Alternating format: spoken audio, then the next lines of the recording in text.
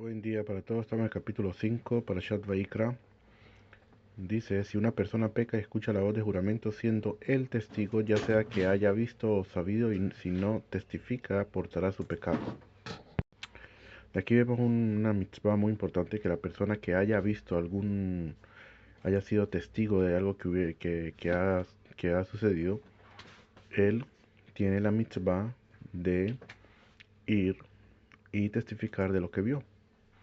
Obviamente que no puede ir él solo, tienen que haber dos testigos. Dos testigos tienen que ir. Él tiene que buscar otro testigo para ir y testificar de lo que él vio. Si él vio solo, él no puede testificar solo. Como está escrito en el Pasuk, al pi Edim y Akundabar. A través de dos personas es que se va a hacer eh, el, el, el juramento. Dice Rashi con respecto a un asunto del cual él es testigo. Escuchar la voz de juramento se refiere a un caso en el cual los jueces le hicieron jurar que si sabía de un testimonio a favor del litigante, que diera el testimonio en favor de él. El versículo no precisaba enfatizar que él era testigo, pues el contexto se sabe que se habla aquí de un testigo, por lo tanto, de haberle enfatizado indica que esta ofrenda únicamente se aplica en el caso de que alguien haya sido testigo presencial de un suceso y no quiere dar testimonio, a pesar de que los jueces le hayan hecho jurar al respecto. Esto excluye el caso de que los jueces hayan hecho jurar a una persona que no fue testigo presencial o que por alguna otra razón su testigo no puede ser aceptado, por ejemplo, en caso de ser un testigo descalificado a priori o un pariente o descalificado que no puede ser testigo. Hay varias personas que no pueden ser, personas que juegan cartas, personas que juegan cosas así, que son o que hacen algún tipo de transgresiones que no pueden ser roba o cosas así, no pueden ser testigos. Pero aquí en este caso es muy importante, porque en este caso vamos a ver algunos casos de que en el cual si la persona sabe, él tiene él fue el testigo, él no va, entonces él no va, no quiere testificar, no quiere hacer nada. Dice, no, yo no sé nada, yo no sé nada. En ese caso, los jueces lo hacen jurar en el nombre de Dios, en nombre de Hashem. Y aquí, por haber pasado ese testimonio, después él va a tener que traer un corbán. Ese corbán se llama Oleve y Ored.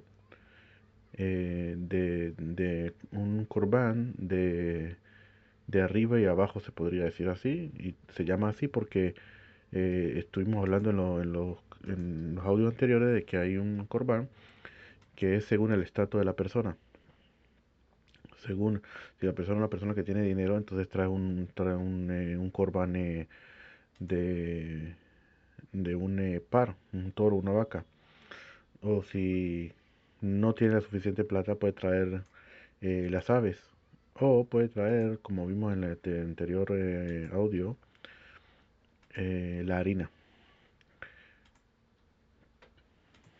Seguimos, dice, o si una persona toca cualquier objeto impuro, ya sea el cadáver de un animal salvaje impuro, el cadáver de un animal doméstico impuro, o el cadáver de una criatura rastrera, y le era oculto, y ella se vuelve impura y culpable.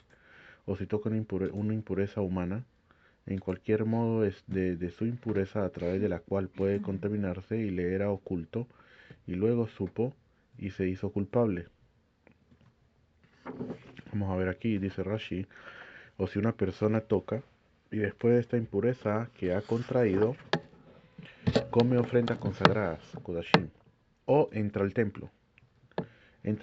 Al principio también puede ser de que al principio él sabía estaba impuro, pero cuando él comió, él no sabía que se le olvidó que estaba tamé, o no sabía que se podía comer, que no podía comer las ofrendas consagradas en ese estado, o que entró al templo. Depende del lugar donde entró el templo. Entrar al templo tiene que estar de forma pura.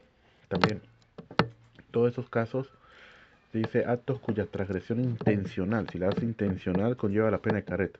Así se interpreta en el versículo del tratado del Talmúdico Shevuot. Aval, pero si no lo hace de forma intencional, tiene que traer el corbán que dijimos anteriormente. Dice aquí, no es el hecho de que la persona haya contraído impureza al tocar un objeto impuro o un cadáver lo que obliga a la persona a presentar esta ofrenda, ya que incluso si alguien intencionalmente se contamina, ello no lo obliga a una ofrenda. Es específicamente el hecho de que por error haber ingerido ofrendas entrar al templo en estado de impureza es lo que lo obliga a la ofrenda, a traer la ofrenda. Y le era oculto, le era oculto la impureza, se le olvidó. Se olvidó que estaba, dice, esta frase no quiere decir que la persona ignoraba que el lugar al que entraba era el templo o que lo que comía era ofrenda, sino que ignoraba que ella estaba en estado de impureza. ¿Sí? Que, que él no sabía que estaba en pureza o se le olvidó o sabía y se le olvidó, depende. Eh, Se vuelve culpable de haber comido alimentos consagrados o de haber entrado al templo en estado de impureza. La culpabilidad no es por haber contraído la impureza, sino por haber comido ofrendas consagradas, como dice Ramban. Pero no hay ninguna prohibición de estar en estado de impureza, ¿sí? Solamente para el Cohen. El Cohen sí está prohibido. E incluso que esté contaminado como hoy en día, que todo el mundo, por no tener las cenizas de la vaca bermeja, todos estamos contaminados con la impureza del muerto. Pero con todo y eso una, una advertencia al Cohen de de no agregar impureza a la impureza que ya tiene. Eso solamente con respecto al Cohen. Con respecto a las demás personas, no hay ningún problema. Pero hay cosas en las cuales, por ejemplo, como comer animales consagrados o servir en el Bet HaMikdash, todo eso la persona tenía que purificarse. Por eso, la semana pasada, antepasada, que se leyó se leyó la porción de la semana y también se leyó, aparte de eso, la porción de la vaca bermeja. Y todo eso, ¿por qué? Porque ya en este lapso de tiempo, si tuviéramos el Bet HaMikdash, la persona ya estuviera prácticamente listo para subir a lo que se llama Shalot Regalim. Pero antes de subir, la persona tenía que ir al juzgado donde estaba. Habían personas que estaban encargados que tenían la ceniza de la vaca bermeja y purificarse durante 7 días. O que se purificaban antes de salir o que se purificaban allá si llegaban antes de tiempo. ¿Sí? Pero son 7 días para para estar puro para comer de las ofrendas y para entrar al templo también. Seguimos con Rashi, dice impureza humana. Esto se refiere a la impureza contraída por quien haya tocado a un muerto. Un cadáver humano es la fuente principal de impureza, la impureza más fuerte que hay. No solamente que te impurifica a ti, sino que aparte tú puedes también contaminar a otra persona. Con respecto a los niveles de impureza, eh, todo depende, hay una tabla de niveles de impureza. La impureza por ejemplo, de la persona que le toca a la persona muerta es la más alta que hay. Eso es lo que se llama Avia Bota Tumá. Después viene Abota Tumá, ya es la parte más abajo, que es el que toca al muerto. Eh, o la persona, el Zab, o la mujer Nidá. Todo eso son Abota Tumá. Después baja lo que se llama Rishon, el primer nivel, después el segundo nivel, el tercer nivel ya para lo que tiene que ver con las Trumot del Cohen. Después el cuarto nivel para las carnes de los consagrados y todo lo demás, para lo que y llega hasta el cuarto nivel. De todas maneras, aquí estamos hablando de la impureza del muerto, como dice Rashi.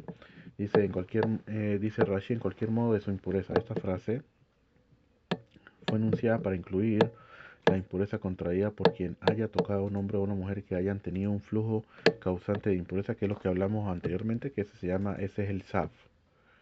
La expresión su impureza implica un tipo de impureza que emana de la persona misma, y por ello esta frase es entendida en referencia al hombre o la mujer que tiene un flujo que se llama SAF o SAVA respectivamente. Y cada uno tiene su forma de cómo impurifica. Este impurifica así, este no impurifica así. Ve masá, si lo toca, si lo colocó encima, si está el muerto, incluso que esté en un lugar donde está cerrado, impurifica todo lo que esté adentro de lo que está cerrado. Hay muchísimas leyes sobre cada uno, pero como no estamos hablando en eso, vamos a seguir estudiando. Dice, puede contaminarse, dice Rashi. Esta frase fue enunciada para incluir a quien toque a un hombre que haya tenido relaciones sexuales con una mujer nidá. En ese caso, quiere decir de que la nidá que tiene la mujer se pasa a él también. Así dice el pasuk. Se aplica al nombre nidá, que literalmente significa separado o apartada, a una mujer en estado de impureza a causa de la menstruación. El tocar a una mujer nidá causa impureza a quien la toque. Por un lado, eh, la impureza de la nidá es semejante a la impureza del sab y la sabá, en el sentido de que ambos tipos de impureza emanan de sus propios cuerpos. Sin embargo, la Torá no incluye la impureza de la nidá en la misma frase que la impureza de sab, porque en aquel caso la impureza es recibida de otra persona que tocó a la nidá. Seguimos. A través de la cual. Dice aquí, esta frase fue anunciada para incluir a quien trague la carne del cadáver de un ave pura, que no fue degollada según la ley. Eso se llama nevela, es decir, un ave cuya especie está permitida para la ingestión. Pero como no se hizo el degolle como debe ser, eso pasa a ser nevela. Pero no es como el animal, que el animal cuando lo llevas, ¿sí? Te impurifica. Okay.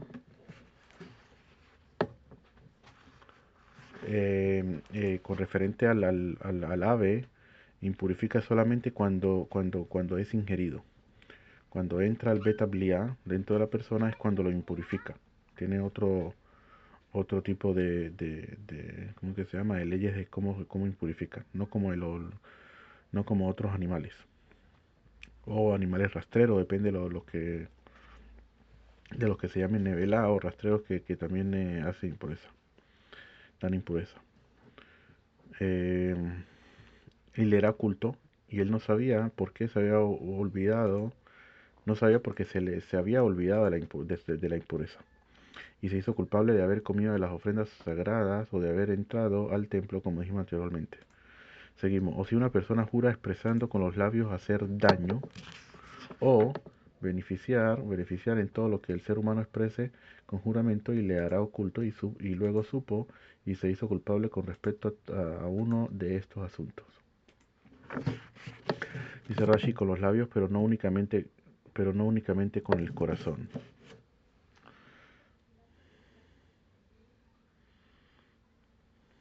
¿Okay? Algo que tenemos aquí, vamos a ver, que no habíamos visto anteriormente.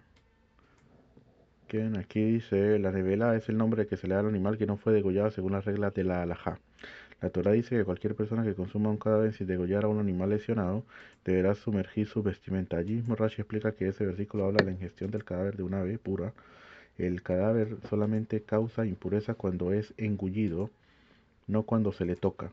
Por ello mismo, la persona que comió el ave contrae un grado de impureza menor que solamente puede contaminar vestimenta, no a otras personas. La persona solamente está obligada a traer la ofrenda de culpa si inicialmente supo de la impureza, pero más tarde se olvidó de ella.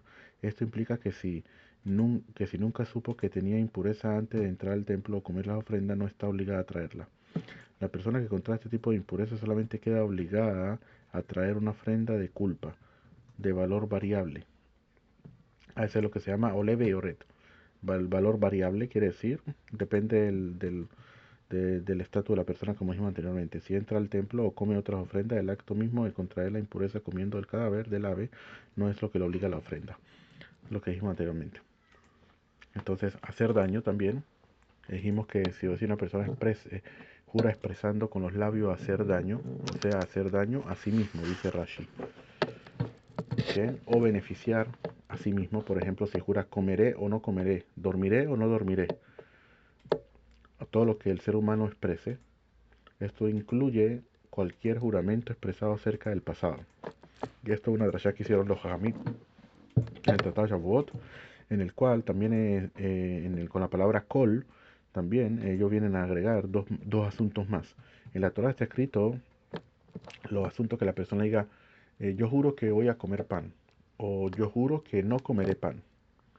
Y están los dos juramentos de pasado, que son de Rabanán, de orden rabínica, en la cual también la prohibieron los hajamim, en la cual la persona dice, yo juro que no comí pan, o yo juro que comí pan en pasado. Este también está prohibido. ¿Sí? Y le era oculto. Dice Rashi, es decir, y puesto que le era oculto, violó su juramento.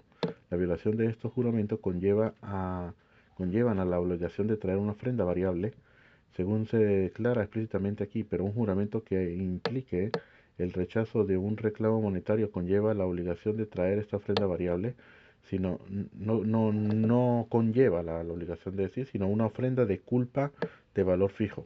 Por ejemplo, la persona, eso es lo que la persona viene y le dice, esta persona me debe $100. Y dice, no, eso no es verdad, yo le debo solamente 50 le pagué. ¿Qué hacen con esa persona? Dice, Top, le pagas 50 y por los 50 que tú dices que supuestamente le pagaste, vas a jurar que le pagaste. Entonces eso es lo que quiere decir, de que si jura en ese caso y en verdad no era así, tienes que traer después una ofrenda de culpa de Hashem de valor fijo. Seguimos. Sucederá que cuando uno se haga culpable con respecto a uno de estos asuntos, deberá confesar lo que haya pecado y como ofrenda suya de culpa al Eterno por el pecado que cometió, traerá una hembra de los ovinos, una oveja o una cabra en ofrenda de pecado y el Cohen hará expiación por él de su pecado. Pero si sus medios no alcanzan lo suficiente para una oveja o cabra, entonces deberán traer como su ofrenda de culpa por lo que pecó, 2 tortolos o 2 palominos al Eterno, uno en ofrenda de pecado y otro en ofrenda de asesión. Los traerá al Cohen y ofrecerá primero al que sea el que sea en ofrenda de pecado. Cernezará su cabeza a la altura del cogote, pero no lo dividirá. Eso es lo que dijimos con referente al ave, que ahí depende de lo que vaya a hacer, si es de pecado o si es de asesión, si se le, si se le quita la cabeza o no. Depende del proceso. Vamos a ver qué nos dice aquí Rashi.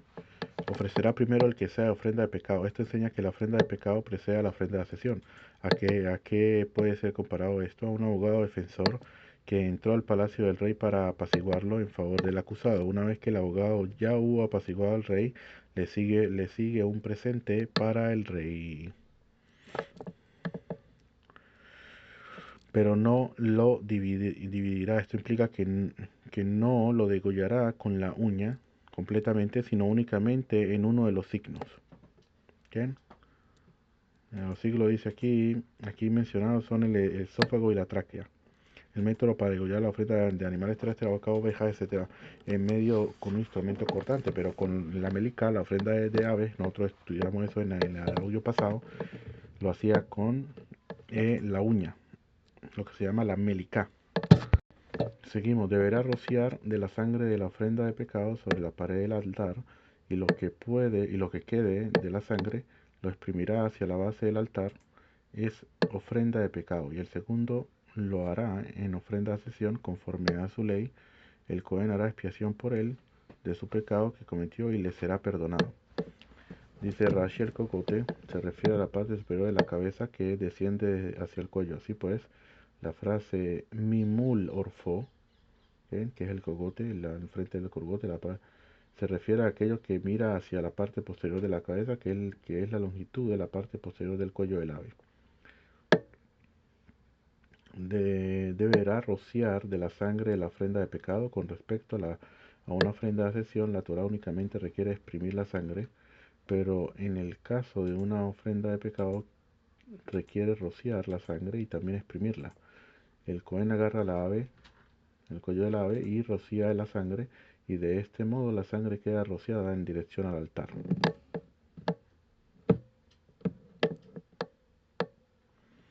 La ofrenda de pecados implica que si la ofrenda fue ofrecida en aras de sí misma, es decir, con los procedimientos de la melicá, así como rociar y exprimir la sangre, deben ser hechos con la intención clara de que el animal sea ofrenda de pecado. Será válida, pero si no fue ofrecida en aras de sí misma, entonces será inválida.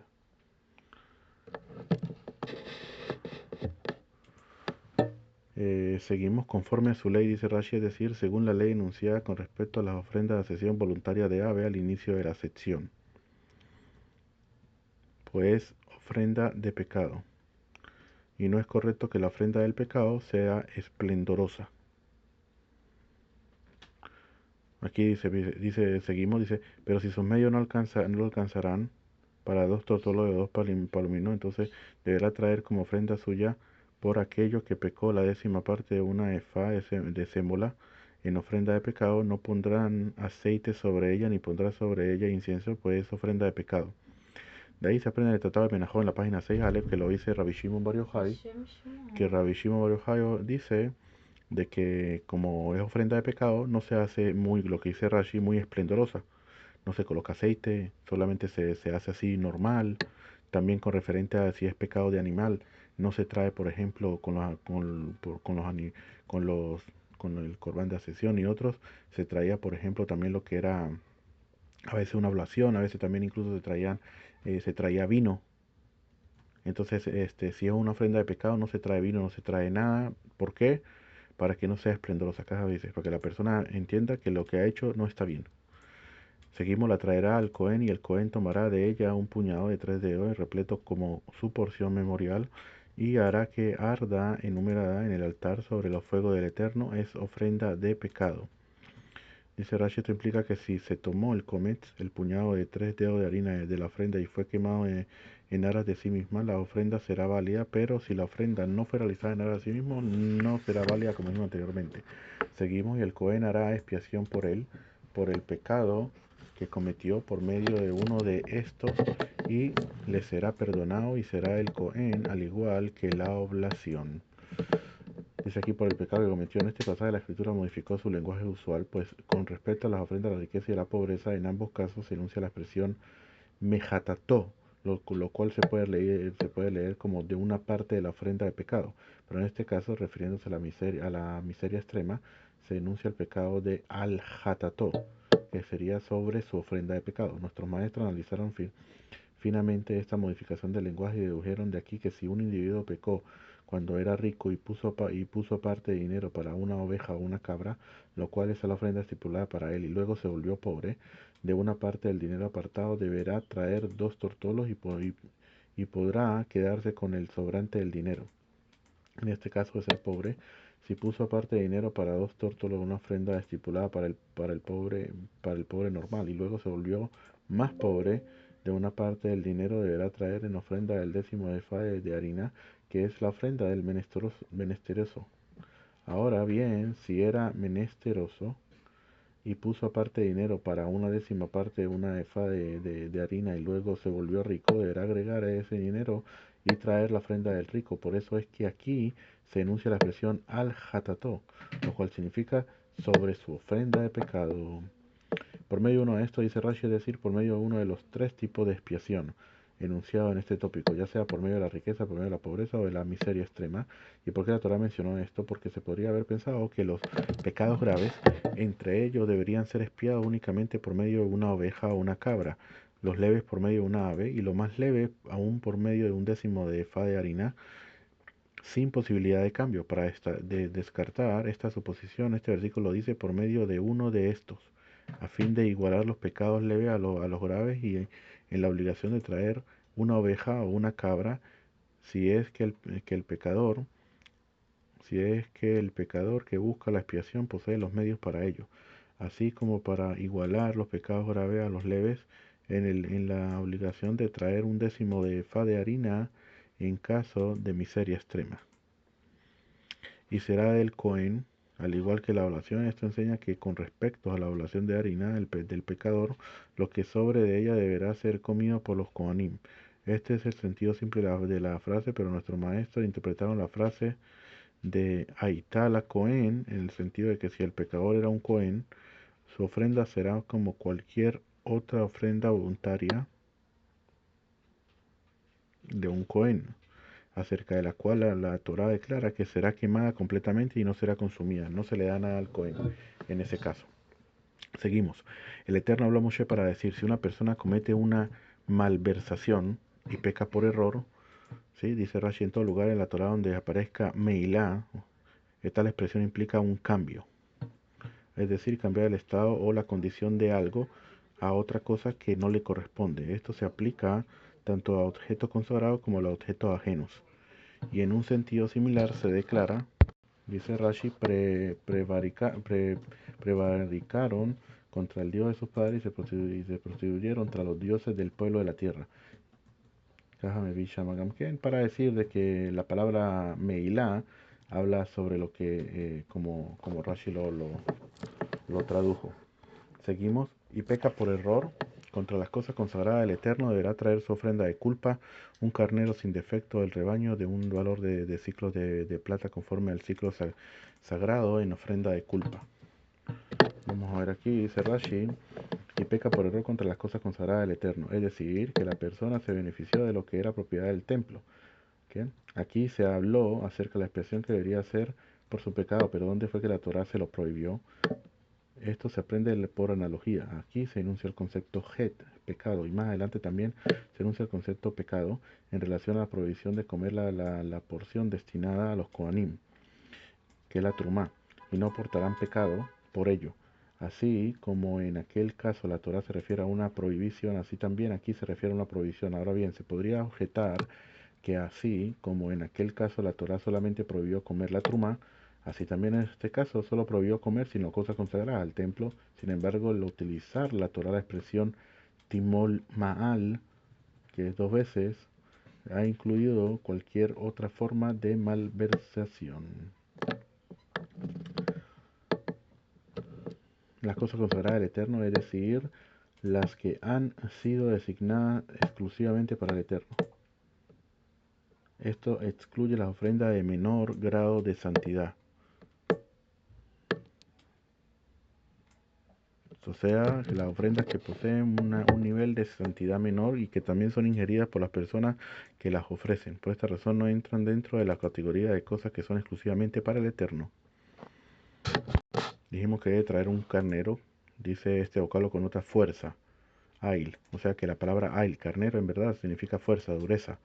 Lo mismo que el versículo todos los duros de la tierra. Igualmente en este caso se refiere a un carnero fuerte de 2 años de edad. De un valor de ciclos de plata, el uso de plural ciclos implica que tenga un valor de por lo menos 12 laín. Y sela en plural, en selaim, es el nombre talmúdico para la medida de peso monetaria que la Torah llama shekel. Seguimos la parashá, por lo que ha privado al santuario, restituirá y le agregará un quinto y lo entregará al Cohen. El Cohen hará expiación por él con el carnero de la ofrenda de culpa y le será perdonado. Quiere decir, aquí se le da lo que se llama un knas. O sea, se le da una multa a la persona por haber utilizado algo que era consagrado. Dice Rashi, por lo que ha privado el santuario restituirá el valor del capital más una quinta parte al santo templo. Pero no se dio cuenta y se hizo culpable. Deberá traer. Vamos a ver, creo que no llegamos aquí. Si una persona peca y comete uno de los mandamientos del Eterno, que no deben hacerse, pero no se dio cuenta y se hizo culpable, portará su iniquidad. Dice Rashi, este pasaje habla acerca del individuo a quien se le presentó un caso dudoso de transgresión que de haber sido intencional hubiera sido castigado con caret y no sabía si cometió la transgresión o no. Por ejemplo, si delante de él tenía un cebo prohibido y cebo permitido y pensando que ambos cebos estaban permitidos comió uno de ellos. Posteriormente le dijo uno de esos era cebo prohibido. Después le dicen que lo que comió uno estaba prohibido. Ahora bien, él no sabe si comió el cebo prohibido o el permitido. En este caso, tendrá que traer una ofrenda de culpa dudosa hasta que se sepa. Y si cuando la persona sepa, entonces ahí sí tiene que traer una ofrenda de hatat, de pecado. Aquí como tiene la duda, no sabe qué fue lo que comió, o si comió o no comió, tiene que traer solamente una ofrenda de culpa dudosa. Esta ofrenda protege al transgresor inadvertido todo el tiempo que no sepa que pecó sin asomo de duda. Pero si tiempo después se entera de que sin lugar a dudas pecó, deberá traer una ofrenda de pecado en vez de aquella. Eso es lo que dijimos anteriormente. Pero no se dio cuenta y se hizo culpable por toda su iniquidad. Dice Rashi al respecto, Rabbi Yossi Aglili dijo, vemos que aquí la escritura prescribió un castigo incluso a alguien que no se dio cuenta de que transgredía una prohibición. Por lo tanto, con mayor razón castigará a quien sí se dé cuenta. Rabbi Yossi dijo, si quieres saber la medida de recompensa a los justos, sal y aprende del primer hombre, Adán, a quien solo se le ordenó un mandamiento negativo y aún así lo transgredió. Mira con cuántas muertes fueron penalizados tanto él como su descendencia. Ahora bien, ¿qué medida de retribución divina es mayor? ¿La del bien, la de hacer el bien al ser humano, o la del castigo? Sin duda alguna, hay que decir que la medida del bien es la mayor. Por lo tanto, así, si con respecto a la medida del castigo, que es la menor, puedes ver con cuántas muertes fueron penalizadas tanto él como su descendencia con respecto a la medida del bien, que es la mayor, el que se abstiene de ofrendas pigul. Pigul quiere decir, vamos a ver, es el nombre dado a ofrendas prohibidas debido a que en el momento del degüelle el matarife tenía en mente que debían ser comidas fuera de su lugar y tiempo prescrito. Quiere decir, para poder entender, porque así no se entiende, los, los sacrificios se le fueron dados un tiempo destinado para comer y también un lugar determinado para comer. Si el matarife en el que es el Cohen o cualquier otra persona, lo mismo que la Shritat puede hacerlo cualquier persona, pero no solamente en eso, sino en cualquiera de las cuatro trabajos que dijimos que se tienen que hacer, él pensó en su mente, tuvo un pensamiento que, por ejemplo, la persona se va a comer ese animal, se lo tiene que comer solamente un día y una noche, y él dice, no, yo me lo como pasado mañana, dentro de 3 días. Y en verdad no se lo puede comer, la Torah no se lo permite, se lo permite solamente un día y una noche. Por haber dicho eso, él ha hecho algo que se llama pigul.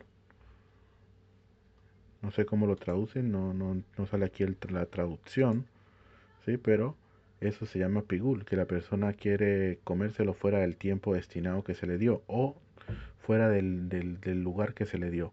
Si es una ofrenda consagrada de santidad leve, se lo puede comer dentro de Jerusalén, pero si es de santidad alta, tiene que ser dentro del templo de la Sará. Eso es sobre el pigul, ¿sí? Entonces, si, si él pensó fuera del tiempo y se lo come después, tiene caret. Pero si pensó fuera del lugar, solamente es un lav y solamente transgredió la provisión, pero no tiene caret. Ahora, las ofrendas de notar. La ofrenda de notar quiere decir, la persona ofreció y se le da un tiempo determinado para comer y él no pudo comer toda la ofrenda completa y después de que pasa la noche ya se terminó el tiempo. Después de ahí esa ofrenda pasa a ser una ofrenda notar de lo que quedó el corbán y está prohibido comer. ¿Qué tiene que hacer con ese corbán? La Torah dice que después de que pase el día tiene que quemarlo. Pero ¿qué pasa si la persona comió? También hizo una transgresión. Y que ayuna en Yom Kippur, con mucha que sí, si se abstiene de todo ello, con mucha mayor razón que recibirá recompensa para él y para su descendencia y para la descendencia de su descendencia, hasta el fin de todas las generaciones. Hasta tanto, imagínate. Rabbi Akiva dijo, vemos que la Torah ha declarado, conforme a la palabra de 2 testigos o 3 morirá el condenado a muerte. Ahora bien, si el testimonio ya es válido con 2 testigos, ¿para qué la escritura se especifica el tercero? 2 testigos es suficiente. En realidad, dice Rabbi Akiva, la respuesta es que lo hizo con el propósito de aplicarle una medida severa al tercer testigo y para hacer que el juicio aplicado a él sea igual al de los dos primeros testigos en el caso del testigo por difamación planeada. Quiere decir de que ellos planearon hablar sobre alguien que supuestamente ellos dicen que atestiguando que él hizo algo y en verdad no lo hizo y a través de lo que ellos dijeron lo sacan a muerte. Pero si se dan cuenta de que en verdad era una difamación planeada, lo que ellos le querían hacer al culpable, a la persona que querían culpar, se la hacen a ellos. Y aquí dice Rabbi Akiva, el tercero está para también a él también, incluso por dos testigos es suficiente, incluso que como hay otro testigo, hay otro testigo, que es el tercero, a él también se le da el mismo castigo como los otros dos. Y si de este modo la escritura penaliza a quien se asocia con un transgresor, dice Rabbi Akiva, es decir, el tercer testigo que se asocia a los dos testigos iniciales, al igual que a los transgresores mismos, con mucha más razón, que retribuirá buena recompensa a quien se asocia a los que cumplen los mandamientos, al igual que a los que cumplen los mandamientos mismos.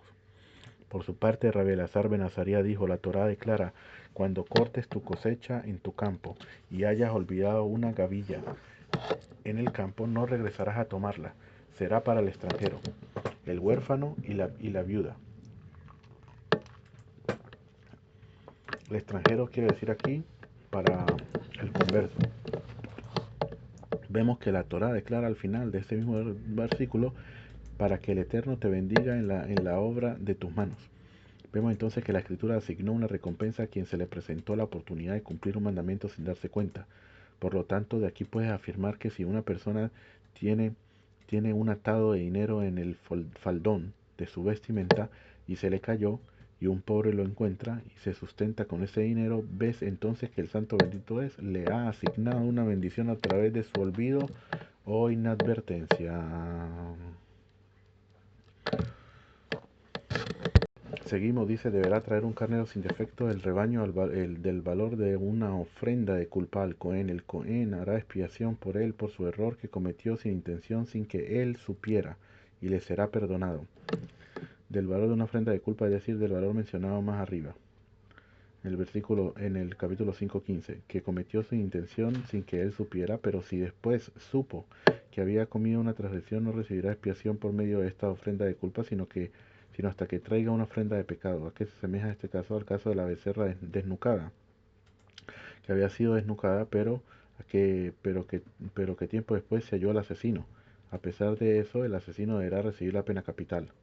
A pesar de que la becerra había sido desnucada para hacer expiación temporaria por el pueblo hasta encontrar al asesino, cuando el asesino sea localizado, deberá recibir la pena capital, castigo de la que le servirá a él de expiación por su pecado.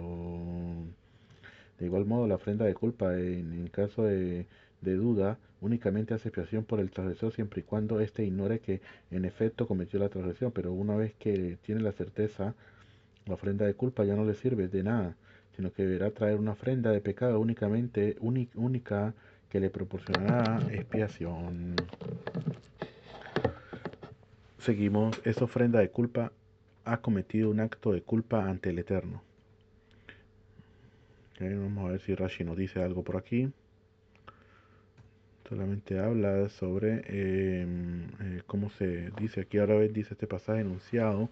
Nuestro maestro ya ha interpretado la redundancia del Midrash Torah Kohanim del siguiente modo, que fue anunciada para incluir la ofrenda de culpa de una sierva designada, la cual deberá ser un carnero cuyo valor sea de 2 ciclos de plata.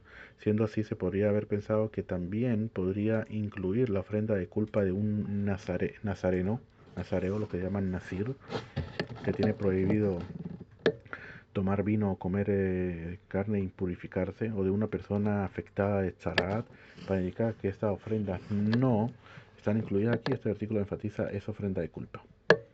Seguimos, el Eterno habló a Moshe para decir, si una persona peca y comete un delito contra el Eterno negando a su compañero con respecto a una prenda, con respecto al opuesto en su mano o respecto a un robo, o defraudó a su compañero, o si encontró un objeto perdido y lo negó y juró en falso, con respecto a cualquiera de todas las cosas que un hombre podría hacer pecando a través de ella, sucederá que cuando haya pecado y se haya hecho culpable, deberá devolver el objeto robado que robó, el monto de lo que haya defraudado, la prenda que le haya sido encargado o el objeto perdido que haya encontrado, o cualquier cosa con respecto a la cual haya jurado en falso, y restituirá su capital y le agregará una quintas partes, sus quintas partes. A quien le pertenezca se le entregará el día que admita su culpa, y deberá traer su ofrenda de culpa al Eterno, un carnero sin defecto del rebaño según su evaluación como ofrenda de culpa, al Cohen. El Cohen hará expiación por él delante del Eterno y le será perdonado por cualquiera de todas las cosas que podría hacer para incurrir en culpa por medio de ella. Vamos a ver lo que nos dice Rashi. Si una persona peca al respecto, dice Rabbi Akiva, dijo, ¿por qué la Torah dice y cometió un delito contra el Eterno? Cuando inmediatamente después dice que es contra su prójimo, porque todo aquel que haga un préstamo, pida préstamo, compre y venda, solamente lo hace con testigo y con contrato. Por consiguiente, cuando una persona miente acerca de la transacción, miente contra los testigos y contra lo escrito en el contrato. Pero cuando alguien deposita con su compañero un objeto para que se lo aguarde, no desea que nadie se entere de ello, sino únicamente el tercero que está entre ellos, que sería en este caso Akadosh Baruj Hu. Por ello, cuando cuando el depositario miente acerca del depósito, es contra el tercero que está entre ellos que miente. Es decir, que cuando niega la deuda es como si en cierto sentido negase a Dios mismo. Es por esta razón que con este delito contra el prójimo es definido también como delito contra Dios. Con respecto a lo puesto en su mano, es decir, que el depositario niega que su compañero puso en su mano dinero para que hiciera negocios con él o como préstamo. O con respecto a un robo, es decir, se niega que le robó cualquier cosa de su poder. O defraudó, esto se refiere al salario de un trabajador de un trabajador empleado. Y lo negó, es decir, que negó falsamente que con respecto a cualquier de todas estas cosas que un hombre podría hacer para pecar y jurar en falso para negar un reclamo de dinero. Cuando haya pecado y se haya hecho culpable, dice Rashi, es decir, cuando reconozca por sí mismo su pecado para arrepentirse, saber y confesar que había pecado y se había hecho culpable.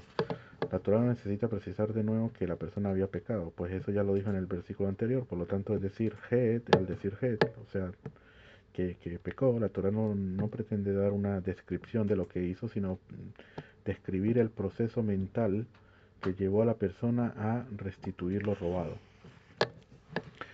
Seguimos su capital, esto se refiere al monto principal de la deuda, el cual es llamado cabeza, porque la cabeza del dinero, porque es la cabeza del dinero de la persona. El capital es llamado cabeza porque es el origen de todo el dinero que una persona gana. De igual modo que la cabeza es como el origen del cuerpo. En español también la cabeza y capital comparten un concepto similar, ya que ambas palabras se derivan de la misma raíz latina capus. Sus quintas partes, dice Rashi, al decir esto la Torah incluyó muchas quintas partes, pero para un solo capital.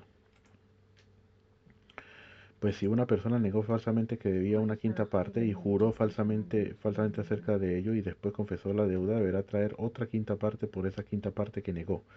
Y de igual modo, la persona continúa añadiendo una quinta parte sobre otra hasta que el capital principal acerca del cual juró se reduzca hasta menos del valor de una prutá. Prutá es el nombre de una antigua moneda que tenía la más baja denominación. Y por último dice Rashi, a quien le pertenezca el dinero, es decir, a quien le pertenezca el capital. Con esto, Baruch Hashem, hemos terminado la parashá de Vaikra. Veamos